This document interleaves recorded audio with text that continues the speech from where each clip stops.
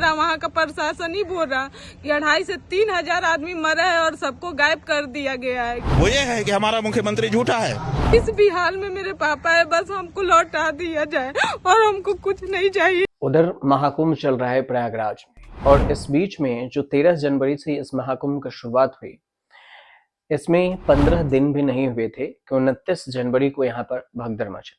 और भगदड़ मचे इस बीच में कई सारे सवाल भी उठ गए। सबसे पहला सवाल यही उठा कि भगदड़ आखिर कैसे मची।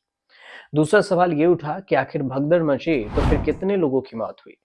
ये आज तक मौतों का आंकड़ा इसलिए गिना जा रहा है क्योंकि सरकार की तरफ से मौत के आंकड़े के साथ छेड़छाड़ किए गए। हादसे के कुछ ही देर के बाद राहत कार्य को ग्रीन कॉरिडोर बना करके प्रशासन ने, पुलिस ने, एनडीआरएफ और एसडीआरएफ के स्वयंसेवकों ने सभी लोगों को हॉस्पिटल तक पहुंचाने का काम किया है।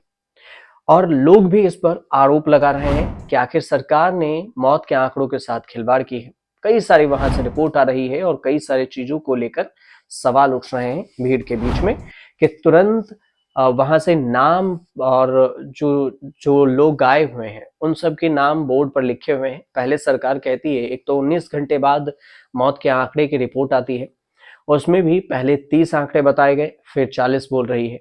और अगर पूरा डेटा कैलकुलेशन करेंगे तो आपको समझ में आएगा, जो उनके बोर्ड पर जो सोशल मीडिया पर भी वायरल है और कुछ टीवी चैनल के पत्रकार भी पहुंचे, तो उसमें लगभग 40 से 50 मौत के आंकड़े दिख रहे हैं। लेकिन सरकार इसे 30 ही मान रही है कि 30 मौत हुई। यहाँ पे लाशें पड़ी हुई थी, कोई पूछने वाला नहीं था। यहाँ पे 1:30 बजे सुबह के डेथ किए हुए लोग दोपहर में ले जाए गए हैं 1:30 बजे, और वो मरे कब है? सुबह। 60 लोग घायल हुए। इस बीच में एक वीडियो सोशल मीडिया पर काफी वायरल है। ये कौन है नहीं पता, लेकिन ये इतना दावा कर रही हैं कि करीब करीब 2500 से 3000 लोगों की मौत हुई है, जो 29 तारीख को यहाँ पर भगदड़ मची उसमें। और पुलिस प्रशासन की तरफ से 25 लाख रुपए देने की बात कही जा रही है। इनके पिता खो गए, पिता को का अभी कुछ पता नहीं चला, पिता की डेड बॉडी नहीं मिल रही है। और ये रोती हुई जो महिला है वो सोशल मीडिया पर काफी वायरल हैं और ये आरोप लगा रही हैं कि हम पैसा का क्या कहेंगे और हम घर पे माँ को क्या मुंह दिखाएंगे। तो इन्होंने कहा है कि ये आंकड़े सरकार छुपा रही है। करीब करीब 25 से 3000 के बीच में लोगों की मौत हुई है, हमारे पिता भी नहीं मिल रहे, ऊपर से हमें 25 लाख रुपए देकर हमारा मुंह बंद करवाना चाहते हैं। आपको बता दें कि मौनी अमावस्या पर प्रयागराज महाकुंभ में भगदड़ मची थी और इस घटना में 30 लोगों की मौत हुई थी, जो सरकार का आंकड़ा है। विपक्षी दल समेत कई लोग सरकार के मौत के आंकड़े को छिपाने का आरोप लगा रहे हैं कि सरकार मौत के आंकड़े को गलत बता रही है। कुंभ मेला में धूमधाम से दिखा रहे थे, वहां पे स्टैम्पीड हुआ, लोग मरे। आज तक देश को नहीं बता रहे यहां कितने लोग मरे। इस बीच में आजाद अधिकार सेना के राष्ट्रीय अध्यक्ष हैं अमिताभ ठाकुर। उन्होंने भी महाकुंभ में हुई मौत के आंकड़े से छेड़छाड़ और उससे संबंधित अन्य आपराधिक कृत्यों के संबंध में एफआईआर दर्ज कर जांच की मांग की है। अब उन्होंने एफआईआर दर्ज कराया है। सवाल ये भी उठता है कि अभी तक एफआईआर दर्ज क्यों नहीं हुई। पूर्व आईजी हैं अमिताभ ठाकुर, प्रयागराज के इंस्पेक्टर कोताबली को एक शिकायत पत्र भेजा है और इस शिकायत पत्र में आजाद अधिकारी सेना के राष्ट्रीय अध्यक्ष अमिताभ ठाकुर का कहना है कि बीते दिनों 3 स्थानों पर हुई थी भगदड़ और इस संबंध में आधिकारिक रूप से 30 व्यक्तियों की मौत की बात सामने आ रही है, जबकि हमें संदेह है कि इससे ज्यादा लोगों की मौत हुई होगी।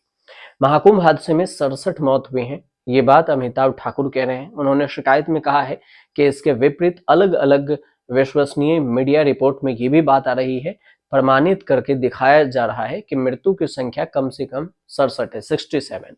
इसके साथ ही तमाम मीडिया रिपोर्ट से भी कह रही है कि ये जो मृत्यु दर है, मौत के आंकड़े 100 भी पहुंचने का अनुमान है, लेकिन सरकार इस पर कोई खुलासा नहीं कर रही है। उन्होंने दावा किया कि भगदड़ हादसे में मृतक के परिवारजनों को अवधानिक और फिर आपत्तिजनक मृत्यु प्रमाण पत्र दिए जाने की बात भी सामने आ रही है। अब अमिताभ ठाकुर की शिकायत से पहले भी महाकुंभ भगदड़ में हुई मौत के आंकड़े को लेकर कई सारे आरोप लग रहे थे और आरोप प्रत्यारोप जारी है। जिनमें शासन प्रशासन पर मौत के मामले छिपाने के आरोप लगाए जा रहे हैं कि आखिर सरकार मौत के मामले छुपा रही है। इस बीच में फर्जी एंट्री के भी आरोप लगाए जा रहे हैं और इस संबंध में अमिताभ ठाकुर का कहना है कि पहले नजर में ये तथ्य मौत की संख्या का है, उसका विवरण और मृत्यु से संबंधित आवश्यक प्रक्रिया के उल्लंघन होने के कारण फर्जी सरकारी जो अभिलेख है उसको बनाया जा रहा है, फर्जी एंट्री किए जाने के काम दिख रहे हैं, जो कि गंभीर और संवेदनशील आपराधिक कृत्य है। अब देखिए, ये बहुत बड़ा आरोप है कि एक पूर्व जो पुलिस अधिकारी रहे हैं वो खुद ही लगा रहे हैं आईजी लेवल की। आजाद अधिकार सेना के राष्ट्रीय अध्यक्ष अमिताभ ठाकुर ये भी आरोप लगाते हैं कि ये काम किसके आदेश पर हो रहा है। ये एक निंदनीय बिंदु है। हालांकि इसके संबंध में एफआईआर दर्ज किया जाना आवश्यक है, जो कि अभी तक नहीं हुई है। अब सवाल तो ये भी है जायज कि अगर सरकार के पास अगर डेटा मांगे जा रहे हैं तो सरकार खुलकर इस बात की जानकारी क्यों नहीं देना चाहती। आखिर सरकार छुपाना क्या चाह रही है कि कुंभ में क्या इस बात का तो डर नहीं कि कहीं कुंभ के डेटा अगर रिलीज कर दिया जाए तो कुंभ पर इसका बुरा प्रभाव पड़ेगा और वहां भी और भी बड़ी कृत्य होने की आशंका है। लोगों में जो सेटिस्फैक्शन है, संतुष्टि है, वो शायद भंग हो जाए। हो सकता है सरकार इस वजह से भी आंकड़े को लेकर ऊपर नीचे कर रही है। लेकिन दूसरा सवाल ये भी है कि आखिर सरकार ने क्या कोई रिपोर्ट तैयार की थी वहां पर कि अगर इतनी बड़ी घटना से पहले बचने के लिए, क्योंकि पिछले जितने भी कुंभ हुए उसमें भी ऐसे भगदड़ मच चुकी थी।